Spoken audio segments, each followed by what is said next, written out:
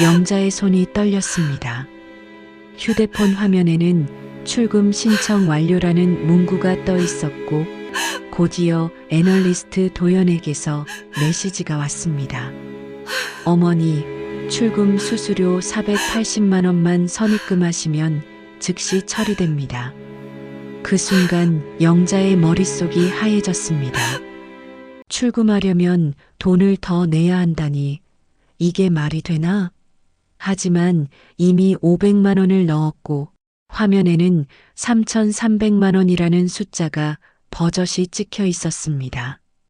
영자는 주저앉고 싶었지만 그럴 수 없었습니다. 인정하고 싶지 않았으니까요. 자신이 속았다는 사실을, 평생 강하게 살아온 자신이 이렇게 어리석었다는 사실을 받아들일 수가 없었습니다. 그날 밤 영자는 잠들지 못했습니다. 침대에 누워 천장만 바라보며 생각했습니다. 나는 도대체 무엇을 한 걸까? 내가 무슨 짓을 한 걸까? 도대체 누구를 믿은 걸까? 자, 지금부터 무슨 특별한 사연이 있었는지 지금 바로 시작해 보겠습니다. 본격적인 내용에 들어가기 전에 좋아요와 구독, 알림 설정 부탁드려요. 저는 이렇게 제 채널을 통해 우리 주변의 사람 사는 이야기를 들려드리고 싶습니다. 많이 공감해 주시고 많이 들어주세요. 자, 그럼 진짜로 오늘 이야기 시작하겠습니다. 저는 73살 김영자예요. 남편을 떠나보낸 지 10년이 넘었죠. 남편이 세상을 떠난 뒤로 저는 쭉 혼자 살아왔어요. 딸아이는 서울에서 직장 생활을 하느라 바쁘고 명절에도 내려오지 못할 때가 많았습니다. 이해해요. 젊은 사람들은 다들 바쁘잖아요. 저도 젊었을 때 그랬으니까요. 하루하루가 비슷하게 흘러갔어요. 아침에 일어나면 텅 빈 집이 저를 맞이했습니다. 남편이 살아있을 때는 아침마다 투덜거리는 소리라도 들렸는데 이제는 그 소리조차 그리워요. TV를 켜놓고 라디오를 틀어놓아도 집안은 여전히 적막했습니다. 말을 걸 사람이 없으니까요. 가끔 전통시장에 나가면 그나마 숨통이 트였어요. 단골 상인분들이랑 이야기도 나누고 아는 어르신들 만나면 차라도 한잔하면서 시간을 보냈죠. 그럴 때는 웃을 수 있었어요. 하지만 집으로 돌아오는 길 현관문을 여는 순간부터 다시 그 고독이 밀려왔습니다. 텅 빈 거실, 혼자 먹는 저녁밥, 아무도 안 보는 TV 프로그램. 이게 제 일상이었어요. 딸에게 전화하고 싶었지만 자주 할 수가 없었어요. 딸도 바쁜데 엄마가 자꾸 전화하면 부담스러워 할까 봐요. 그래서 참았습니다. 외롭다는 말도 하지 않았어요. 평생 강한 엄마로 살아왔는데 이제 와서 외롭다고 약한 모습 보일 수 없잖아요. 그렇게 지내던 어느 날이었어요. 시장에서 오랜 단골 손님 한 분이 저한테 다가왔습니다. 영자 씨, 요즘 다들 리딩방 들어가서 돈 번다던데 아세요? 저는 처음 듣는 얘기였어요. 리딩방이 뭔데요? 주식 정보 알려주는 데래요. 거기 들어가면 전문가가 어떤 주식 사야 하는지 다 알려준대요. 우리 동네 김씨 아줌마도 거기서 100만 원 넣었다가 200만 원 만들었다던데요. 솔직히 별로 관심 없었어요. 저는 평생 장사만 해왔지 주식 같은 건 해본 적도 없고 어려운 것 같았거든요. 그런데 그분이 계속 얘기하는 거예요. 영자 씨도 한번 해보세요. 나도 요즘 들어가서 보는데 분위기 되게 좋아요. 사람들도 친절하고요. 그분이 휴대폰으로 뭔가를 보여줬어요. 텔레그램이라는 앱이었죠. 거기에 초대 링크가 있었습니다. 한번 들어가 보기만 해요. 공짜로 정보도 주고 그냥 구경만 해도 되니까요. 저는 그날은 그냥 돌아왔어요. 하지만 집에 오니까 또 그 적막함이 밀려왔습니다. 혼자 저녁을 먹으면서 생각했어요. 그 리딩방이라는 데 들어가 보기만 하면 어때? 뭐 손해볼 것도 없잖아. 그냥 사람들이랑 이야기나 좀 나누면 심심풀이라도 되지 않을까? 그렇게 저는 텔레그램을 깔았어요. 딸한테 한번 물어볼까 했지만 괜히 걱정시킬 것 같아서 그냥 혼자 했습니다. 앱을 깔고 그 초대 링크를 눌렀더니 주식 리딩방이라는 곳으로 들어가졌어요. 방에는 사람이 100명도 넘게 있었습니다. 들어가자마자 누군가가 반갑게 인사를 했어요. 어머니, 처음 오셨나 보네요. 환영합니다. 저는 박도연 애널리스트입니다. 도연이라는 사람은 정말 친절했어요. 나이도 40대 중반쯤 돼 보였고 사진도 올려놨더라고요. 단정한 정장 차림에 안경을 낀 모습이 참 믿음직스러워 보였습니다. 어머니, 나이가 어떻게 되세요? 73이에요. 아이고, 우리 어머니랑 나이가 비슷하시네요. 제가 잘 챙겨드릴게요. 궁금한 거 있으면 언제든지 물어보세요. 그 말이 참 따뜻하게 느껴졌어요. 오랜만에 누군가 저를 챙겨준다는 느낌을 받았거든요. 방 안에는 다른 어르신들도 많았습니다. 다들 도연한테 감사하다는 메시지를 보냈어요. 도연 씨 덕분에 제 인생이 바뀌었습니다. 정말 감사해요. 이렇게 좋은 정보를 공짜로 주시다니. 오늘도 수익 났습니다. 도연 씨 정말 대단하세요. 저는 그냥 구경만 했어요. 매일 아침 도연이 인사 메시지를 보냈습니다. 어르신 여러분, 안녕하세요. 오늘 아침은 드셨나요? 날씨가 추우니 감기 조심하세요. 이런 말들이 참 좋았어요. 딸도 이렇게 자주 안부를 물어보지 않는데 도연은 매일 아침 저를 챙겨주는 것 같았습니다. 물론 저한테만 보내는 메시지는 아니었지만 그래도 기분이 좋았어요. 며칠 동안 방을 구경하면서 도연의 설명을 들었습니다. 주식이 뭔지, 어떻게 돈을 버는지 쉽게 설명해 줬어요. 어려운 용어는 하나도 안 쓰고 정말 알아듣기 쉽게 얘기했습니다. 어르신들, 주식은 어려운 게 아니에요. 쉽게 말하면 회사 이름표를 사는 거예요. 그 이름표 값이 오르면 우리가 이익을 보는 거죠. 저도 이해할 수 있을 정도로 쉽게 설명했어요. 그러면서 도연은 계속해서 성공 사례를 올렸습니다. 누군가는 100만 원으로 30만 원을 벌었다. 누군가는 500만 원으로 150만 원을 벌었다. 그런 이야기들이 계속 올라왔어요. 일주일쯤 지났을 때였어요. 도연이 저한테 개인 메시지를 보냈습니다. 어머니, 요즘 방 분위기 어떠세요? 좋아요. 매일 구경하고 있어요. 어머니도 한번 해보시는 건 어때요? 제가 특별히 도와드릴게요. 솔직히 망설여졌어요. 돈을 넣는다는 게 쉬운 일은 아니잖아요. 하지만 도연이 계속 얘기했습니다. 어머니, 저는 어머니 같은 분들이 노후를 편하게 보내셨으면 좋겠어요. 평생 고생만 하셨잖아요. 이제 좀 편하게 사셔야죠. 그 말이 가슴에 와닿았어요. 정말 평생 고생만 했거든요.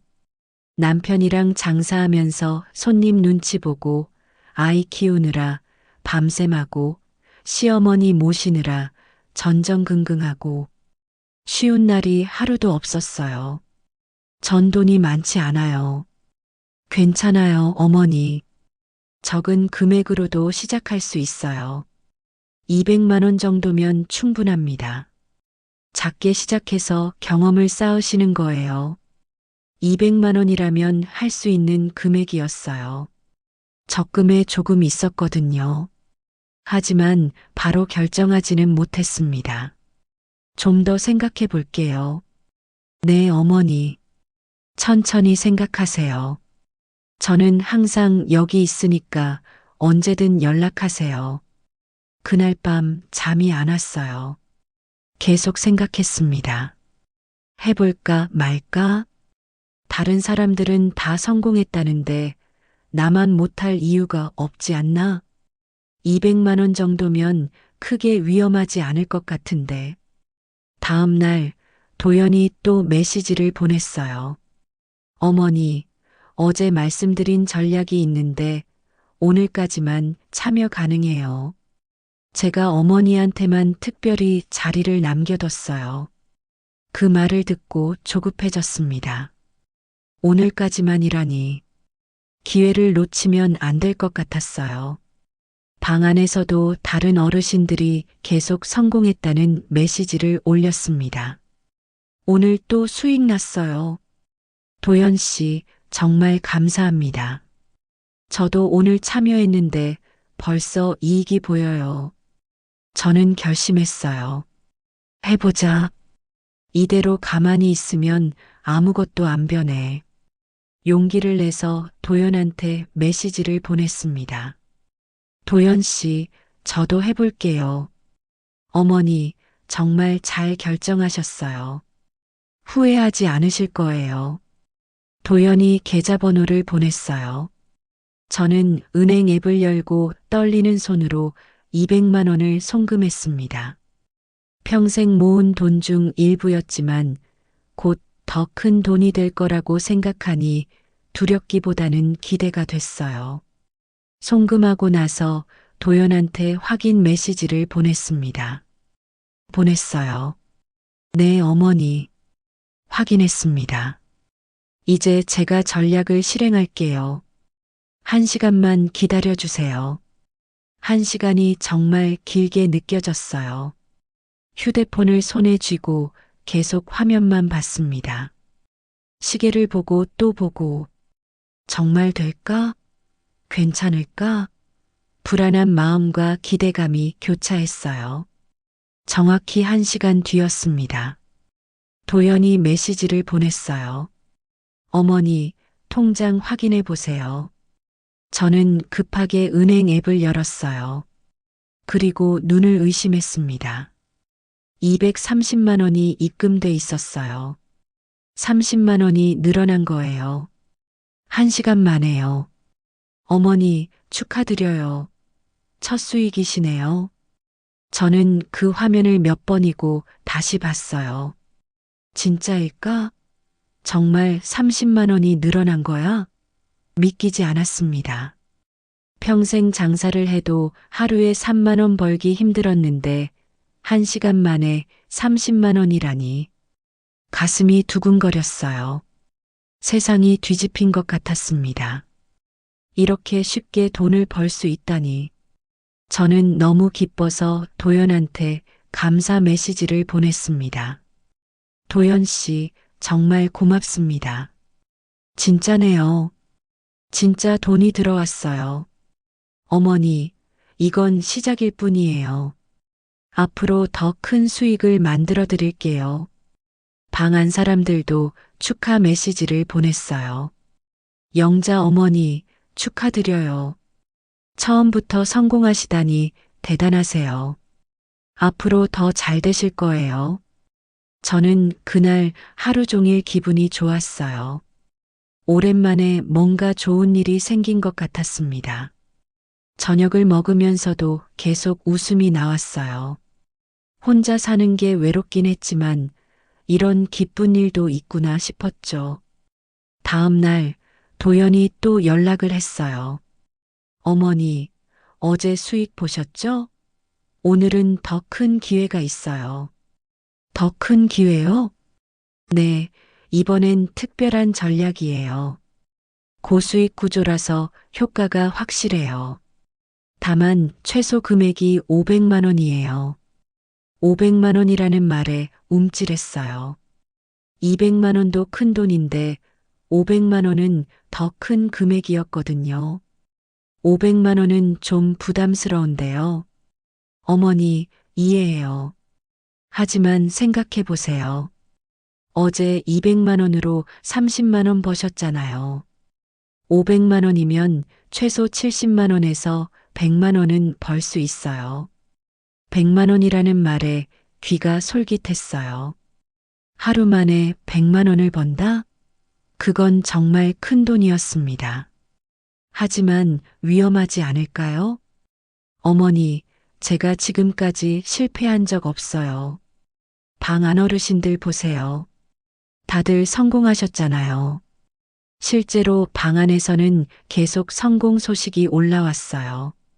누군가는 500만 원으로 120만 원을 벌었다고 했고, 누군가는 1000만 원으로 200만 원을 벌었다고 했습니다. 인증 사진도 올라왔어요. 통장 캡처 화면에 큰 금액이 찍혀 있었죠. 저는 다시 고민에 빠졌어요. 500만 원은 제 적금 전부였습니다. 그걸 다 넣는다는 게 쉬운 결정은 아니었어요. 하지만 어제 성공했던 기억이 자꾸 떠올랐습니다. 1시간 만에 30만 원을 벌었잖아. 그럼 500만 원으로는 얼마나 많이 벌 수 있을까? 어머니, 저를 믿어보세요. 제가 어머니를 실망시킨 적 있나요? 도연의 말이 맞았어요.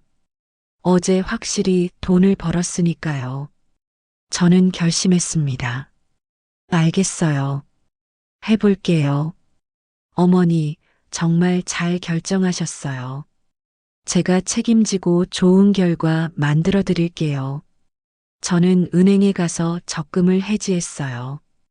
500만 원을 찾아서 도연이 알려준 계좌로 송금했습니다. 손이 떨렸어요. 이게 맞는 걸까? 괜찮을까? 불안한 마음이 들었지만 이미 보낸 뒤였습니다.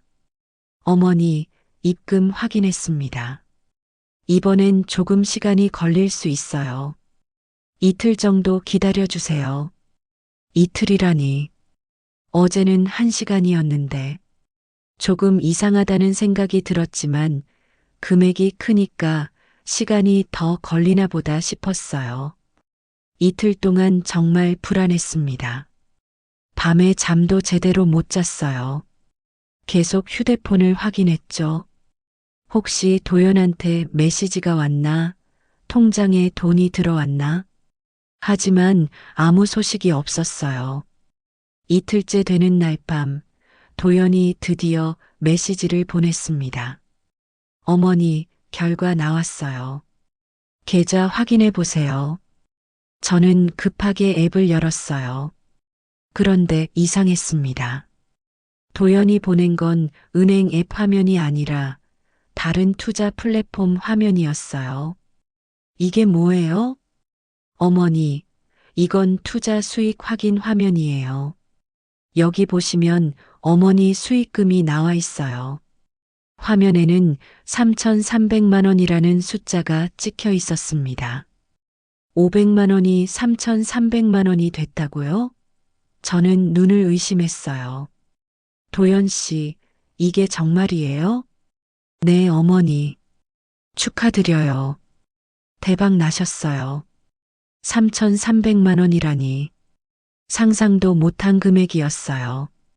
저는 기뻐야 하는데 왠지 불안했습니다. 이렇게 쉽게 돈을 벌 수 있을까? 뭔가 이상한데. 하지만 화면에는 분명히 3,300만 원이라고 적혀 있었어요. 어머니, 이제 인생 바뀌셨습니다. 앞으로 더 큰 수익도 가능해요. 방 안 사람들도 축하 메시지를 보냈습니다. 영자 어머니, 대단하세요. 저도 어머니처럼 되고 싶어요. 정말 부럽습니다. 저는 기쁘기보다 혼란스러웠어요. 이게 현실인가 싶었죠. 하지만 도연이 계속 메시지를 보냈습니다. 어머니, 이제 출금하시면 돼요. 제가 도와드릴게요. 출금이요? 네, 수익금을 어머니 통장으로 가져오는 거예요. 저는 당연히 출금하고 싶었어요. 3,300만 원이라는 돈을 제 통장에서 확인하고 싶었습니다. 그래야 진짜 안심이 될 것 같았어요. 어떻게 하면 돼요? 플랫폼에서 출금 신청하시면 돼요. 제가 링크 보내드릴게요. 도연이 보낸 링크를 클릭했어요. 출금 신청 화면이 나왔고 저는 전액 출금을 선택했습니다. 떨리는 손으로 신청 버튼을 눌렀어요. 신청 완료했어요. 네, 어머니. 확인했습니다. 그런데 한 가지 안내드릴 게 있어요. 뭔데요? 출금하실 때 수수료가 필요해요. 수수료라니. 그럼 당연히 수익금에서 빼면 되는 거 아닌가요? 수익금에서 빼면 안 돼요? 아니에요, 어머니. 이건 규정이에요. 출금 전에 수수료를 먼저 입금하셔야 해요. 그 말을 듣고 이상하다는 생각이 들었어요. 왜 수익금에서 빼지 않고 따로 내야 하지? 얼마인데요? 480만 원입니다. 480만 원이라고요? 저는 정신이 멍해졌습니다. 출금하려면 또 돈을 내야 한다니. 이게 말이 돼요? 도연 씨, 그게 좀 이상한 것 같은데요. 왜 수수료를 따로 내야 해요? 어머니, 이건 플랫폼 규정이에요. 저도 어쩔 수 없어요. 모든 분들이 다 이렇게 하세요. 저는 의심이 들기 시작했어요. 하지만 이미 500만 원을 넣었고 화면에는 3,300만 원이 찍혀 있었습니다. 여기서 포기하면 그 돈을 못 받는 거잖아요. 480만 원을 내면 정말 출금이 되는 거죠? 네, 어머니. 당연하죠. 수수료만 입금하시면 바로 처리돼요. 저는 고민에 빠졌어요. 480만 원은 큰 돈이었습니다. 하지만 3,300만 원을 받으려면 어쩔 수 없는 것 같았어요. 좀 생각해 볼게요. 어머니, 빨리 하셔야 해요. 출금 신청은 24시간 내에 수수료를 입금하지 않으면 자동으로 취소돼요. 취소된다고요? 그럼 3,300만 원을 못 받는다는 거잖아요. 조급한 마음이 들었습니다. 그럼 내일까지 입금하면 돼요? 네, 어머니. 내일까지요. 저는 그날 밤 한숨도 못 잤어요. 480만 원을 어떻게 마련하지? 적금은 이미 다 넣었고 손에 돈이 없었습니다. 집에 비상금으로 200만 원 정도 있었지만 나머지는 어떻게 하지? 다음 날 아침 도연이 또 메시지를 보냈어요. 어머니, 수수료 입금하셨어요? 아직이에요. 돈을 좀 마련해야 해서요. 어머니, 빨리 하세요. 시간이 별로 없어요. 그 말에 더 조급해졌습니다. 저는 은행에 가서 마이너스 대출을 알아봤어요. 다행히 300만 원까지 가능하다고 했습니다. 저는 대출을 받았어요. 평생 대출 한 번 안 받고 살았는데 73살에 처음으로 대출을 받은 거예요. 집에 있던 비상금 200만 원과 대출받은 300만 원을 합쳐서 500만 원을 만들었습니다. 그리고 도연이 알려준 계좌로 480만 원을 송금했어요. 도연 씨 보냈어요. 네, 어머니. 확인했습니다. 이제 출금 처리할게요. 오늘 안으로 입금될 거예요. 저는 안도했어요. 이제 끝났구나. 곧 3,300만 원이 제 통장에 들어오겠지. 대출금도 갚고 남은 돈으로 편하게 살 수 있겠구나. 하루 종일 휴대폰만 봤어요. 은행 앱을 열고 또 열고. 하지만 아무것도 들어오지 않았습니다. 저녁이 되고 밤이 됐어요. 여전히 아무 소식이 없었습니다. 불안한 마음에 도연한테 메시지를 보냈어요. 도연 씨, 아직 안 들어왔어요. 답장이 없었습니다. 1시간을 기다려도 2시간을 기다려도 도연은 답장을 하지 않았어요. 저는 점점 불안해졌습니다. 다음 날 아침 도연한테서 드디어 메시지가 왔어요.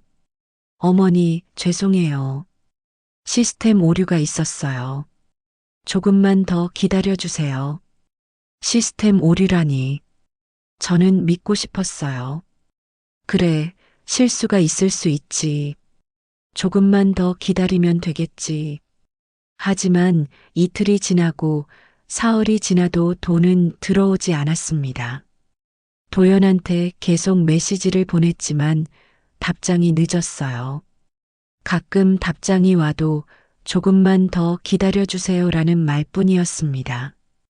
일주일이 지났을 때 저는 정말 불안해졌어요. 뭔가 잘못됐다는 느낌이 들었습니다. 방 안 분위기도 이상했어요. 예전에는 매일 성공 소식이 올라왔는데 이제는 아무도 글을 올리지 않았습니다. 저는 용기를 내서 방 안에 글을 올렸어요. 출금이 안 되는데 저만 그런 건가요? 그러자 놀랍게도 다른 사람들도 댓글을 달았습니다. 저도 안 돼요. 저도요. 일주일째 기다리고 있어요. 도연 씨가 답장을 안 해요. 모두가 같은 상황이었던 거예요. 저는 그제야 깨달았습니다. 내가 속은 거구나. 그날 밤 저는 침대에 누워 천장만 바라봤어요. 눈물이 났습니다. 평생 모은 돈 500만 원, 수수료로 낸 480만 원, 그리고 대출받은 300만 원. 다 날린 거예요. 어떻게 이럴 수 있지?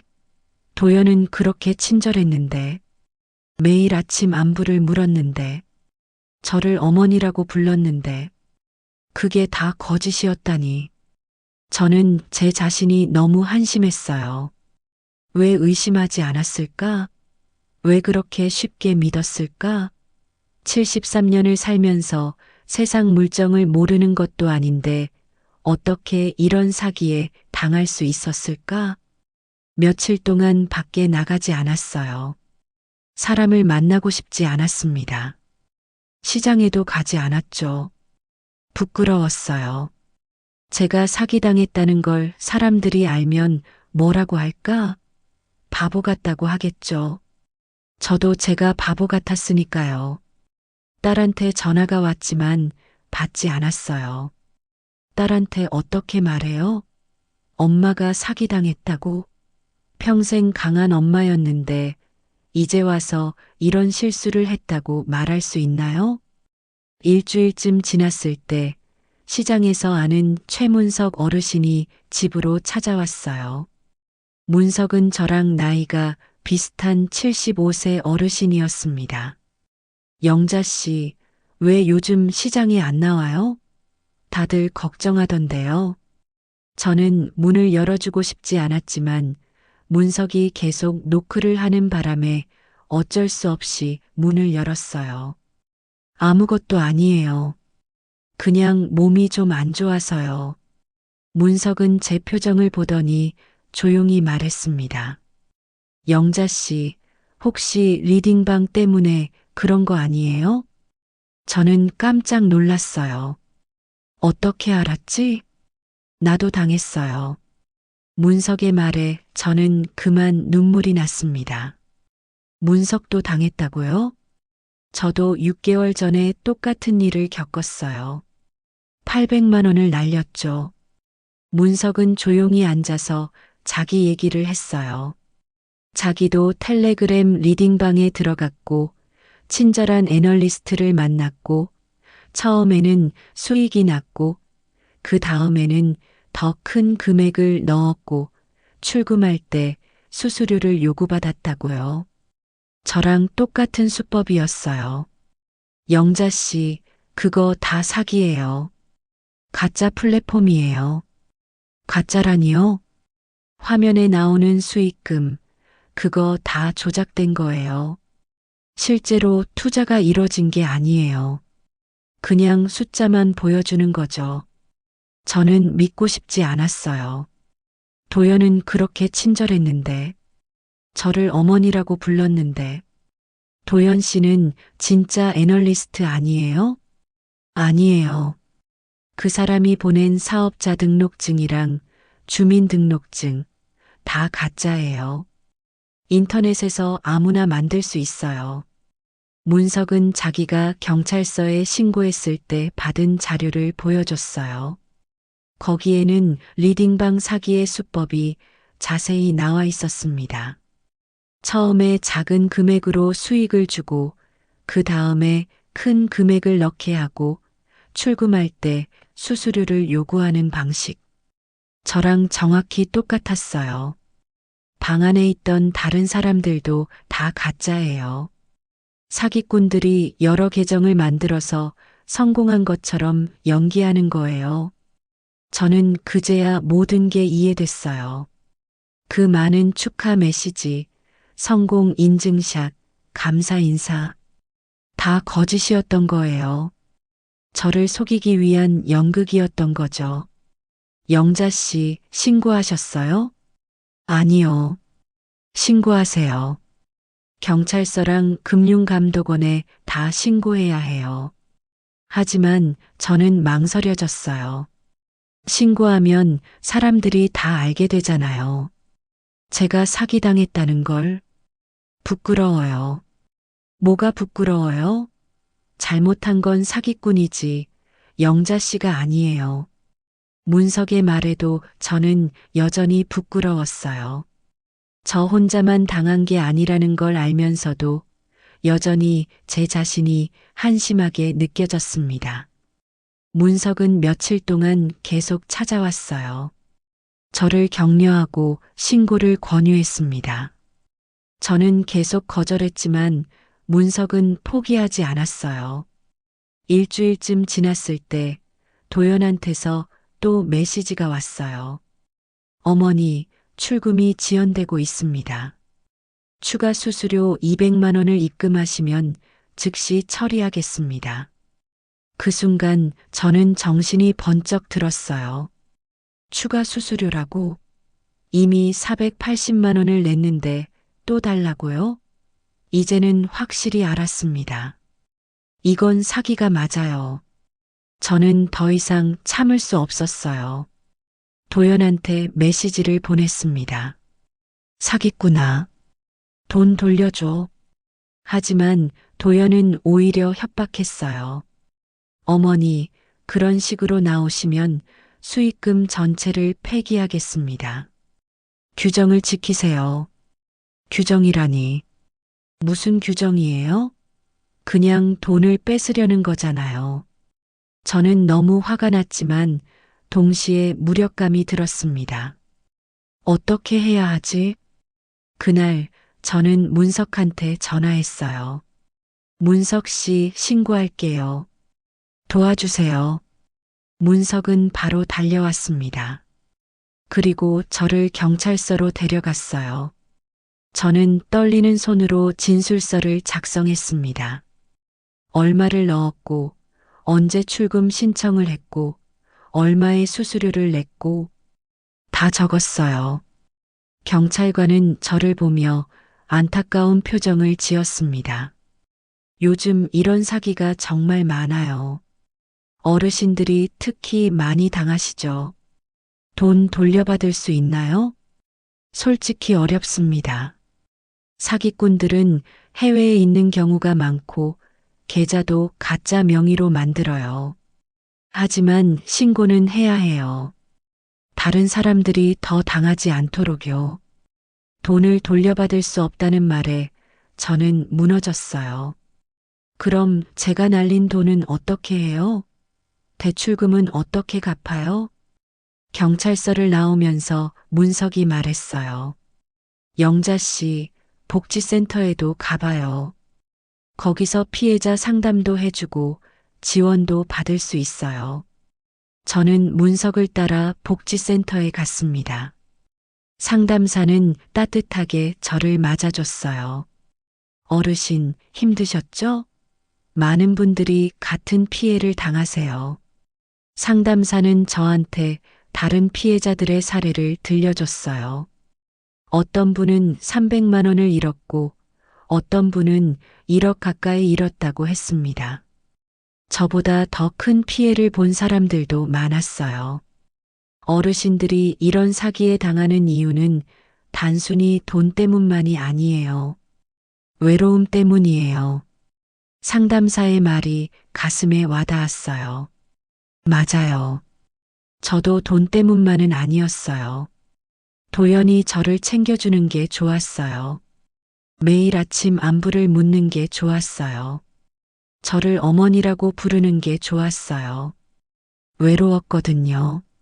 사기꾼이 죄인이지 어르신이 부주의한 게 아니에요. 그 말을 듣고 눈물이 났습니다. 저는 계속 제 자신을 탓했거든요. 내가 어리석었다고, 내가 조심하지 않았다고. 하지만 상담사는 그게 아니라고 했어요. 사기꾼이 나쁜 거라고. 복지센터에서 저는 다른 피해자들을 만났어요. 저랑 비슷한 나이의 어르신들이었습니다. 모두가 똑같은 방식으로 사기를 당했고 모두가 똑같은 고통을 겪고 있었어요. 77세 박 씨는 1,500만 원을 잃었다고 했습니다. 제 노후 자금이었어요. 이제 어떻게 살아야 할지 모르겠어요. 81살 김 씨는 3천만 원을 잃었다고 했어요. 손자 대학 등록금이었어요. 손자한테 어떻게 말하나요? 모두가 비슷한 처지였어요. 돈을 잃은 것도 힘들지만 더 힘든 건 수치심이었습니다. 자신이 바보 같다는 생각, 가족들한테 어떻게 말할지 모르겠다는 두려움. 저는 그들과 이야기하면서 조금씩 마음이 풀렸어요. 나만 당한 게 아니구나. 나만 바보가 아니구나. 우리 모두 외로워서 누군가를 믿고 싶어서 당한 거구나. 복지센터에서 돌아온 날, 저는 딸한테 전화를 걸었어요. 더 이상 숨길 수 없었습니다. 언젠가는 말해야 할 일이었어요. 엄마, 왜 이렇게 오랜만에 전화해? 딸의 목소리를 듣자 눈물이 났습니다. 딸아, 엄마가 할 말이 있어. 무슨 일이에요? 목소리가 왜 그래요? 저는 떨리는 목소리로 모든 걸 말했어요. 리딩방에 들어간 것, 500만 원을 넣은 것, 수수료로 480만 원을 낸 것, 대출까지 받은 것. 다 말했습니다. 딸은 처음에는 아무 말도 하지 않았어요.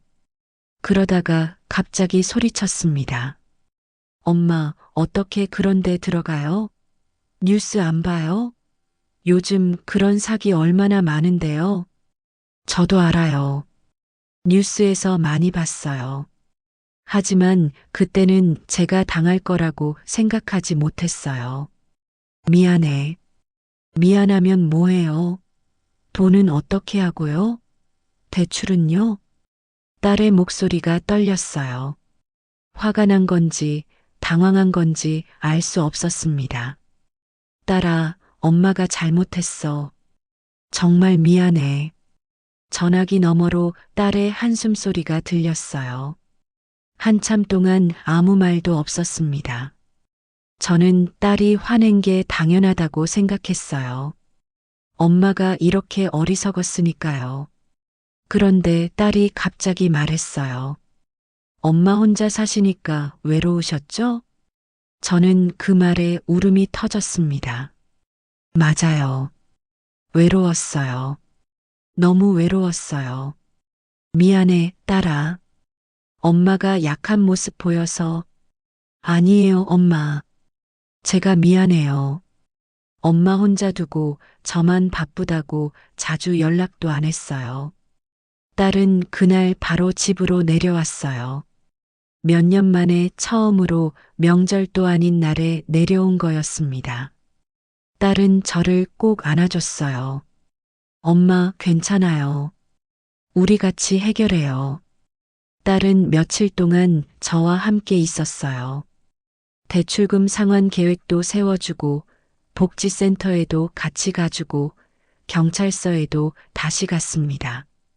딸이 옆에 있으니 마음이 좀 놓였어요.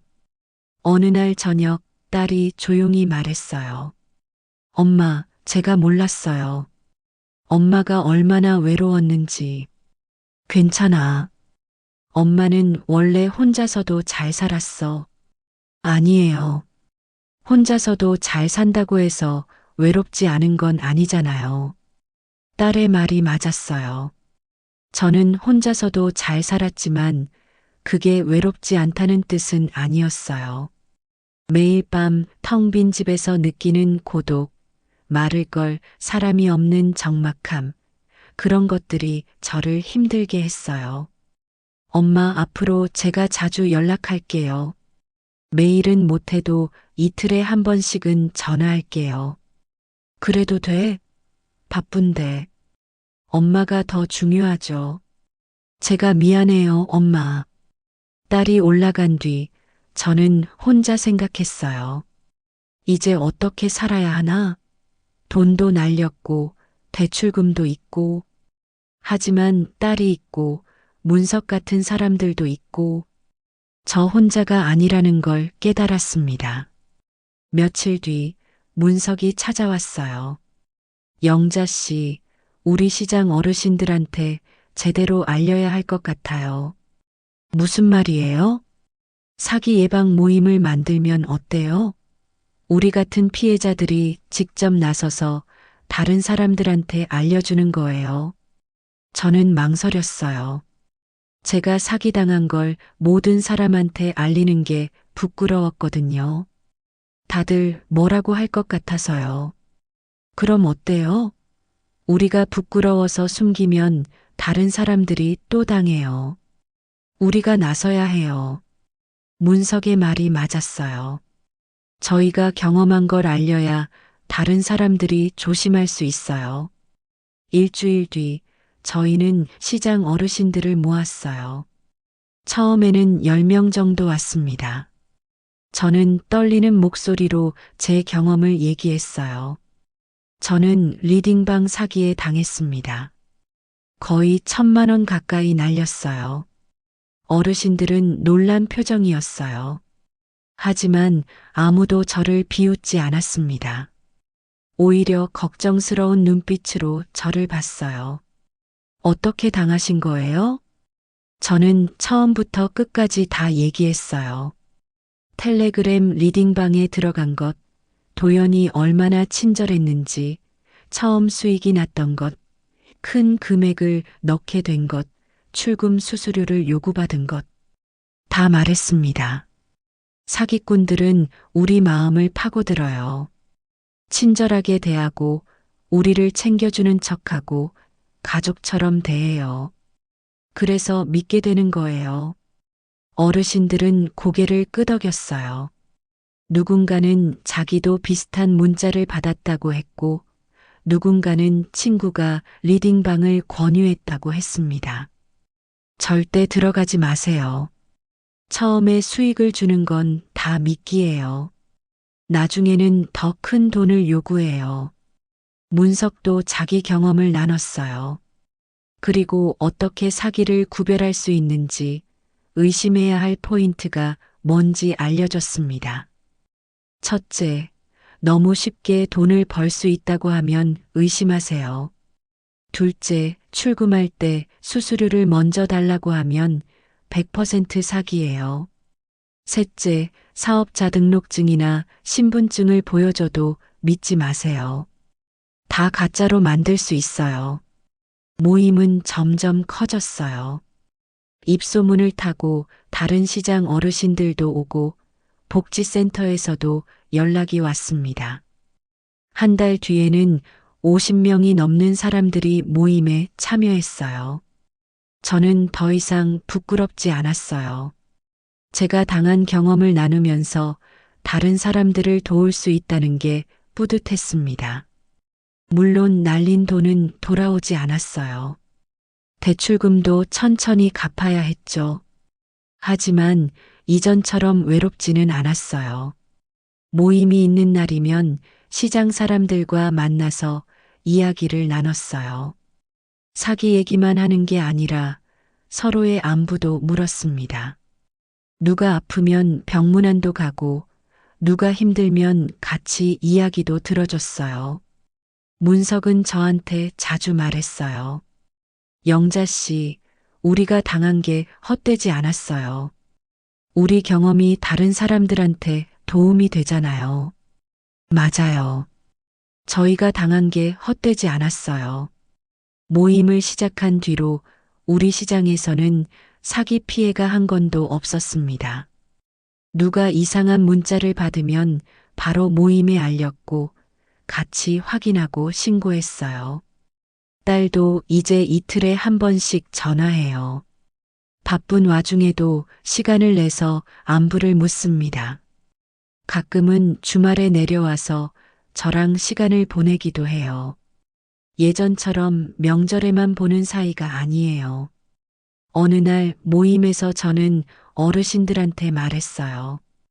우리가 사기당한 건 우리가 바보라서가 아니에요. 외로워서 누군가의 말이 필요해서 그런 거예요. 그건 잘못이 아니에요. 인간이니까요. 어르신들은 고개를 끄덕였어요. 누군가는 눈물을 닦았고 누군가는 조용히 미소를 지었습니다. 이제 우리는 서로 지켜줍시다. 외로우면 전화하고 힘들면 만나고 의심되면 물어보고 우리가 서로의 가족이 될 수 있어요. 모임이 끝나고 집으로 돌아오는 길, 저는 예전처럼 외롭지 않았어요. 집에 도착해서 현관문을 열어도 텅 빈 거실이 예전처럼 적막하게 느껴지지 않았습니다. 제 주변에 사람들이 있다는 걸 알았거든요. 휴대폰을 보니 딸한테서 메시지가 와 있었어요. 엄마, 저녁 드셨어요? 오늘 날씨 추운데 따뜻하게 입고 다니세요. 저는 웃으며 답장을 보냈습니다. 응, 딸아. 엄마 괜찮아.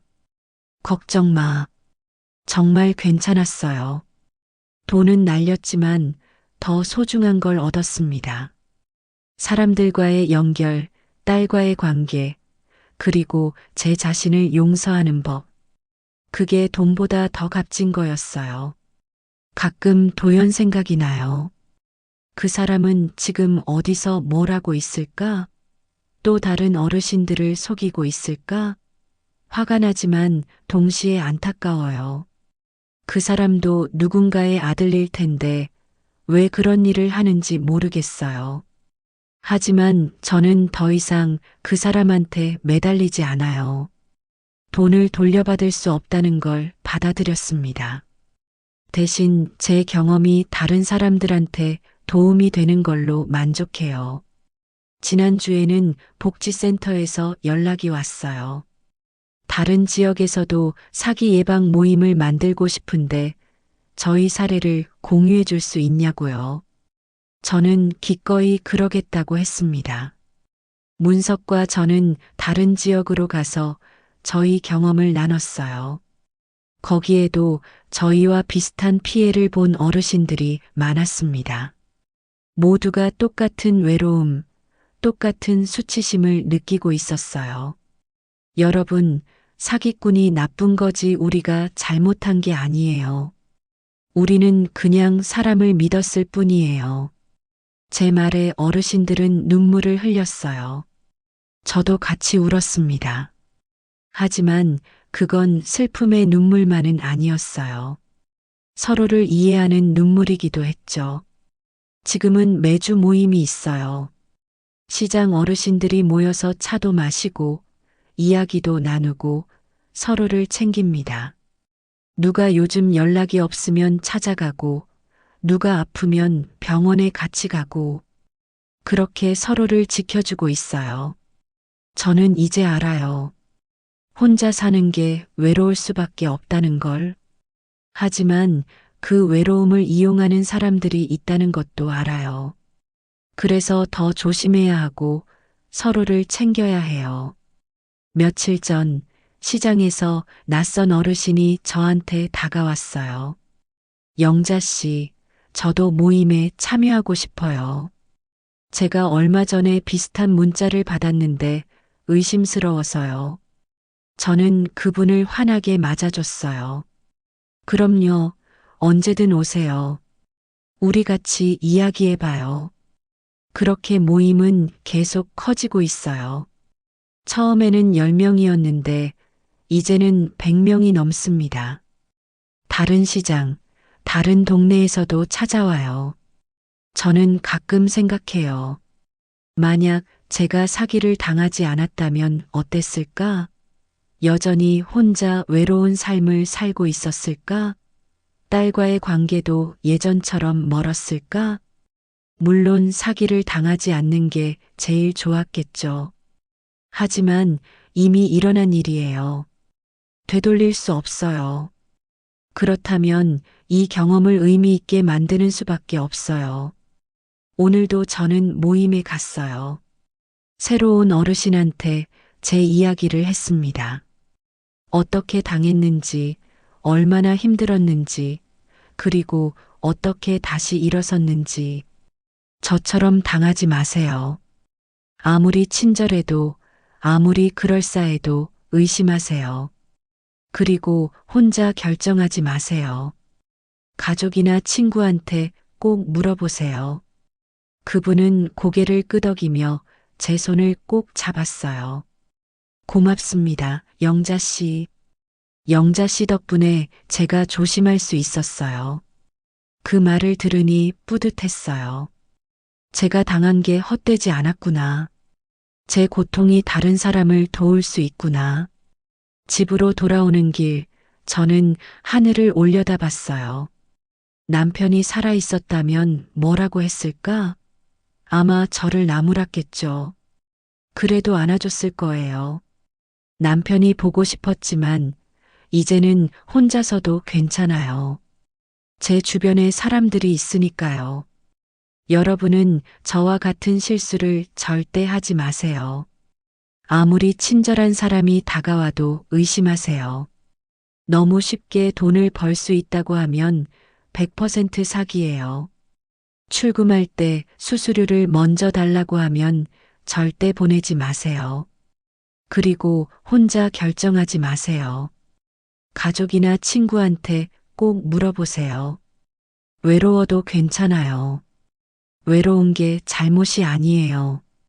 하지만 그 외로움을 이용하는 사람들이 있다는 걸 기억하세요.